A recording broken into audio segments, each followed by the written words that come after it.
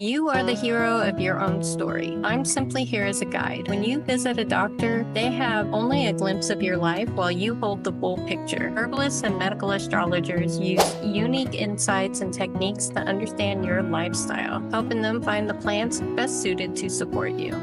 Hi there and welcome. Today, I want to take you on a journey towards better health. Together, we'll explore a framework to strengthen your mind, body, and soul. This series, called Start Here, is designed to give you the practical tools and insights in 4 parts. In this first episode, we'll talk about diets tailored to your constitution. Next, we'll dive into alternative views on mental health, then explore how spirituality connects to physical health. And finally, we'll wrap up with how your environment shapes your well-being. Before we jump in, I want to say a huge thank you to everyone who gave me feedback while I was putting this series together. I love diving into medical studies, alternative theories, sharing what I've learned, but your input has helped me communicate more clearly and effectively. Talking one-on-one is second nature to me, but connecting with a group in this way is a skill I've been excited to keep refining. So what's on the menu for today? We'll talk about America's controversial relationship with food, how to identify your constitution, and why that's the key to creating a diet that works for you. Let's start with a little history. Once upon a time, people weren't so confused about what to eat. Now, I'm not saying the diets of the past were perfect, but certain health issues like heart attacks were rare in the 1700s. Back then, diets were seasonal and tied to geography. If you lived up north, you ate more meat. Near the equator, you were eating fruits and greens. What you didn't see were things like cornflakes or genetically modified foods. Here's where things got messy. In the 1970s, President Nixon faced a crisis, rising unemployment and inflation. To avoid food shortages and riots, his administration subsidized corn and soy. This helped make food cheaper, but corporations seized the opportunity to invent highly processed foods like high fructose corn syrup and soy lecithin. These ingredients are now everywhere and leading to widespread health issues like obesity, hormone imbalances, and diabetes.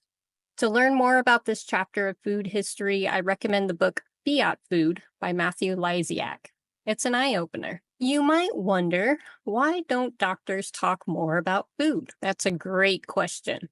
Before the Rockefellers and the American Medical Association, also called the AMA, shaped modern medicine, there were a variety of healing traditions in the U.S. Some, like physiomedicalism and eclectic medicine, didn't rely on germ theory, yet cured diseases like cholera and blindness. Unfortunately, these practices were suppressed in favor of pharmaceutical-based medicine. I'm not here to criticize all modern medicine. It has its place, but it's important to recognize that many traditional systems of healing have been lost or dismissed. Today, we'll tap into that lost knowledge and discuss how understanding your constitution can lead to better health. Constitutions that I'm about to talk about, it's based on traditional Western herbalism, but traditional Western herbalism is actually an amalgam of physiomedicalism and eclectic medicine. They were combined together, and today anybody can read those older textbooks for context about what I'm currently discussing here in this podcast today. So, understanding constitutions. Every person's body is unique, and across the world, different systems of medicines reflect this. Traditional Chinese medicine and Ayurveda are well known, but America has its own, like Southern folk medicine and traditional Western herbalism,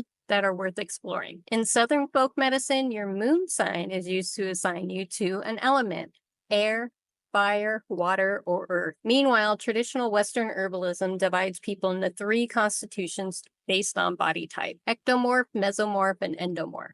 Let's break these down. Ectomorph are usually slender with thin frames. They're creative, energetic, and sensitive, but prone to dryness, nervousness, and fatigue when out of balance. Think cold hands and feet, insomnia, and digestive issues like bloating or constipation. The key for ectomorphs is healthy fats: coconut oil, butter, avocados, or animal fat to nourish their nervous systems and combat dryness. Bitter foods like arugula or dandelion greens can also boost stomach acid and improve digestion. And for nervous system support, I recommend red clover and oat straw tea. Mesomorphs tend to be more naturally muscular and energetic. When in balance, they're ambitious and sharp-witted. But when out of balance, they can struggle with inflammation, anger, and restlessness. For this type, cooling foods like fruits can help disperse excess heat and avoid spicy foods, which can aggravate their fiery nature. Protein is essential to fuel their active lifestyles, but they should steer clear of junk food to avoid issues later in life. Endomorph is our third one. Endomorphs are solid, stable, and imaginative, but can become sluggish or struggle with weight gain when they're unbalanced. They're prone to water retention, slow metabolism, and joint issues. For endomorphs, movement and a diet rich in fruits and vegetables are key. Avoid fried and salty foods and focus on anti-inflammatory herbs like cayenne and celery seed to support circulation and joint health. So when you're thinking about creating a diet, rather than prescribing a strict diet,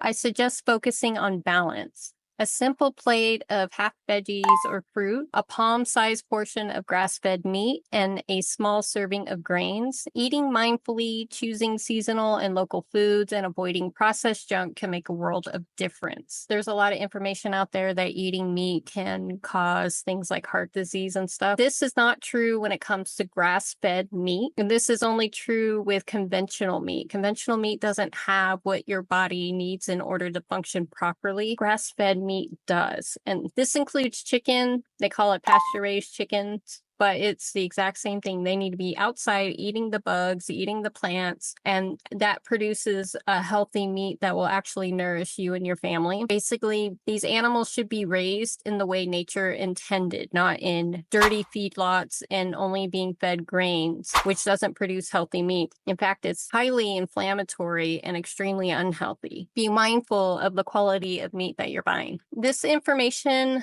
might feel new, but it's deeply rooted in our heritage. If you'd like visuals, resources, or to support the show, visit my website. You'll find helpful tools, means to download, and herb recommendations for each constitution. I hope today's episode inspires you to rethink how you approach food and health. In our next episode, we'll explore the link between mental health and physical well-being. Until then, I wish you wellness and peace.